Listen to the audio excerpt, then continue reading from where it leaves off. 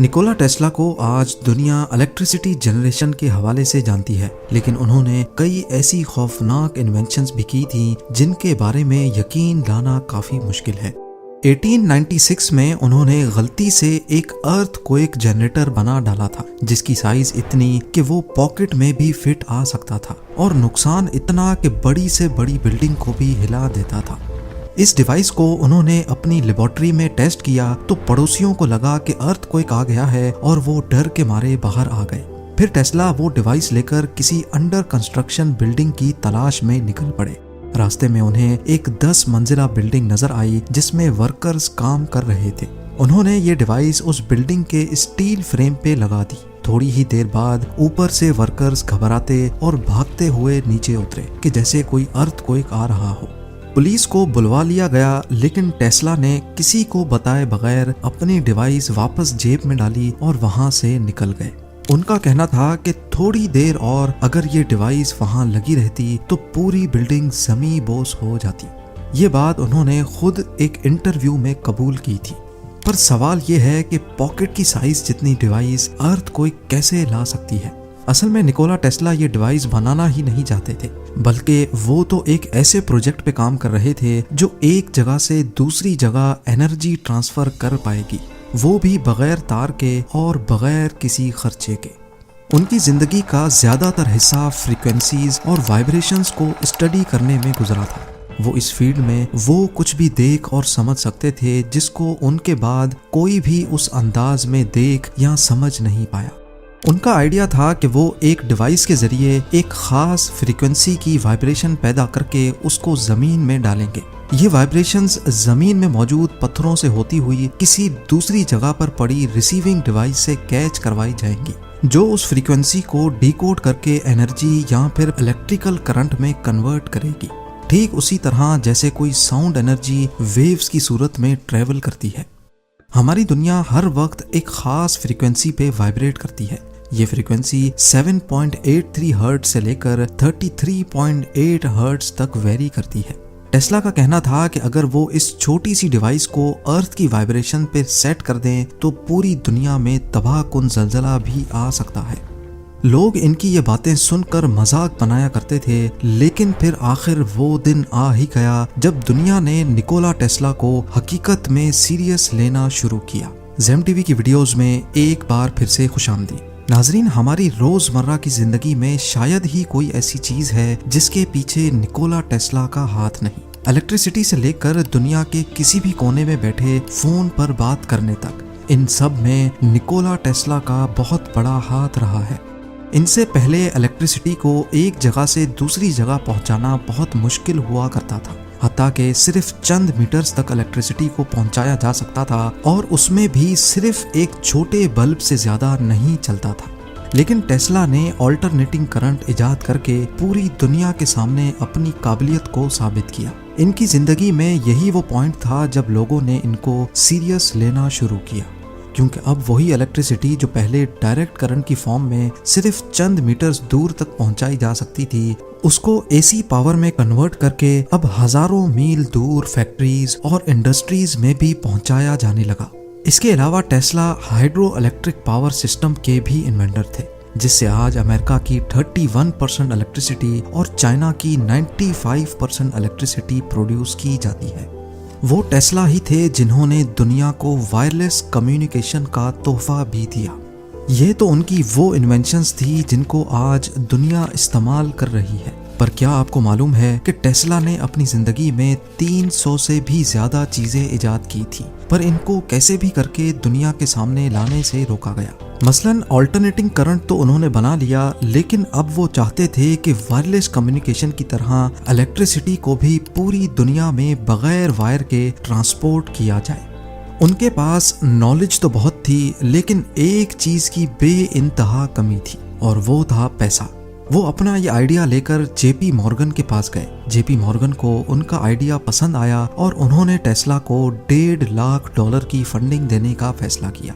Electricity को बगैर तार के ट्रांसमिट करने के लिए टेस्ला ने न्यूयॉर्क में ही कई एक्सपेरिमेंट्स शुरू कर दिए। इन एक्सपेरिमेंट्स में एक टावर भी था जिसको देखकर लोग काफी खौफजदा होते थे और अक्सर कंप्लेंट्स करते रहते थे।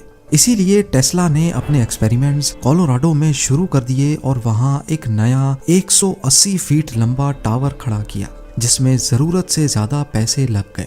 टेस्ला का मानना था कि वो इस टावर की मदद से अब पूरी दुनिया में वायरलेस इलेक्ट्रिसिटी भेज सकेंगे, और वो भी अर्थ की नेचुरल वाइब्रेशंस को इस्तेमाल करके। जेपी मॉर्गन, जिन्होंने टेस्ला के इस प्रोजेक्ट को फंड किया था, वो इस दौरान इलेक्ट्रिक वायर्स और उसकी इंसुलेशन बनाने वाली फैक्ट्रीज में भी बहुत बड़े इन्वेस्टर थे।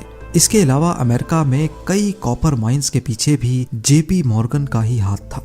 उनको शायद मालूम पड़ चुका था कि टेस्ला अपने एक्सपेरिमेंट में कामयाब हो गए हैं, और अगर ऐसा हो गया तो ये चीज उनके इलेक्ट्रिक वायर्स के बिजनेस को खासा नुकसान पहुंचा सकती है।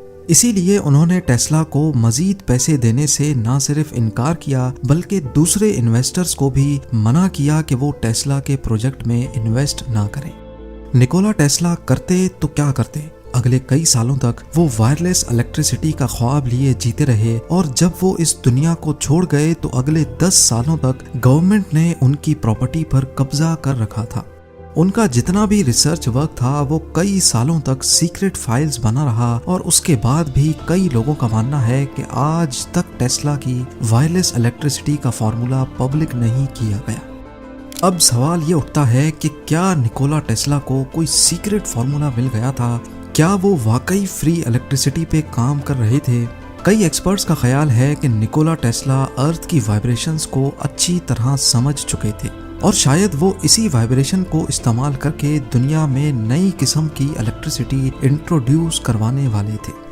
वो अपनी जिंदगी में कहा करते थे कि अगर आपको यूनिवर्स के सीक्रेट्स का पता लगाना है तो इसको एनर्जी, फ्रीक्वेंसी और वाइब्रेशंस के अंदाज से देखना शुरू कर दें।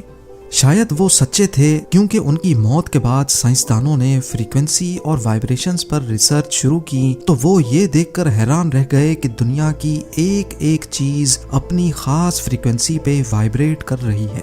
एक चीज की फ्रीक्वेंसी को समझकर दूर पड़ी दूसरी चीज तक वाकई में न सिर्फ एनर्जी ट्रांसफर की जा सकती है, बल्कि उसको कंट्रोल भी किया जा सकता है। मिसाल के तौर पे ये दो फोक्स देखें जिनका फिजिकली आपस में कोई कनेक्शन नहीं है। इन दोनों की फ्रीक्वेंसी सेम है, यानी इनको एक बार टैप करने से 1 सेकंड में ये 440 मर्तबा वाइब्रेट करते हैं। पर हैरत की बात यह है कि किसी एक फोक को टैप करने से दूसरा फोक अपने आप वाइब्रेट करने लगता है। If I tap this fork, putting little pulses of energy into it, the second fork will also vibrate in sympathy. Nikola Tesla जिस वायरलेस एनर्जी ट्रांसफर की बात कर रहे थे वो शायद कुछ इस तरह की थी। शायद उनको कोई सीक्रेट फ्रीक्वेंसी मालूम पड़ चुकी थी, लेकिन उन डॉक्यूमेंट्स को आज तक सामने नहीं लाया गया। इतिहास गवाह है कि पिछले 150 सालों में जितनी भी जंगें हुई हैं वो ज्यादातर तेल की बेसिस पे हुई हैं।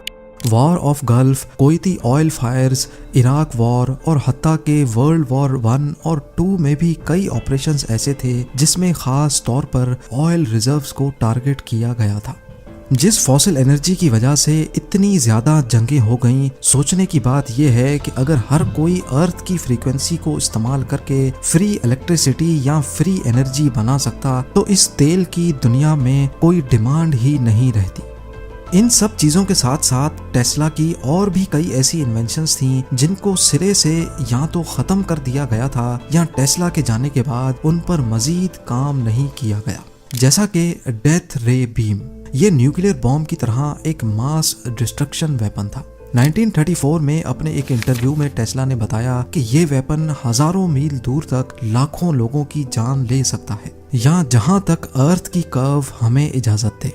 ये टेस्ला का एक नया इलेक्ट्रिक वेपन था जो 50 मिलियन वोल्ट्स पैदा कर सकता था। अंदाजे के लिए समझ लें कि आसमानी बिजली गिरने में जितने वोल्ट्स होते हैं ये वेपन उससे 166 टाइम्स ज्यादा वोल्ट्स पैदा कर सकता था। इसके अलावा टेस्ला ने थॉट कैमरा का आइडिया भी दिया था। जिस तरह एक कैमरा वो सब कैप्चर कर सकता है जो हमारी आंखें देख सकती हैं, इसी तरह टेस्ला का आइडिया था कि हमारे ख्यालात को भी फोटोग्राफ किया जा सकता है, जिससे इंसान जो कुछ भी सोच रहा होगा उसकी फोटो बनकर सामने आ जाएगी। उनके इस थॉट कैमरा ने कभी अमली शक्ल तो इख्तियार नहीं की, लेकिन उनके इस आइडिया से इंस्पायर होकर 1895 में एक्सरे इन्वेंट हुआ था। निकोला टेस्ला एक ऐसे साइंटिस्ट और इंजीनियर रहे हैं जिन्होंने कभी भी पैसे के लिए काम नहीं किया। वो चाहते तो शायद अपनी इन्वेंशन से बहुत पैसा कमा सकते थे, दूसरों की तरह अपने पेटेंट्स को कैश भी कर सकते थे, लेकिन जब उनकी मौत हुई तो उनके पास इतने पैसे भी नहीं थे जिससे उनके होटल बिल को क्लियर करवाया जा सके। उनकी मौत भी आज तक एक मिस्ट्री बनी हुई है। 7 जनवरी 1943 को उनके होटल रूम से उनकी डेड बॉडी मिली। ऑफिशियल्स का कहना है कि ये एक नेचुरल मौत थी, पर लोगों की एक बहुत बड़ी तादाद समझती है कि निकोला टेस्ला को मारा गया था। पर असल हकीकत क्या है? क्या उनके डॉक्यूमेंट्स को 10 साल अपने कब्जे में रखने के बाद सब कुछ पब्लिक कर दिया गया, या फिर अभी भी टेस्ला की चंद सीक्रेट फाइल्स किसी कोने कुदरे में मौजूद हैं? ये तो शायद आने वाला वक्त ही बताएगा। उम्मीद है ज़ेम टीवी की ये वीडियो भी आप लोग भरपूर लाइक और शेयर करेंगे। आप लोगों के प्यार भरे कमेंट्स का बेहद शुक्रिया। मिलते हैं अगली शानदार वीडियो में।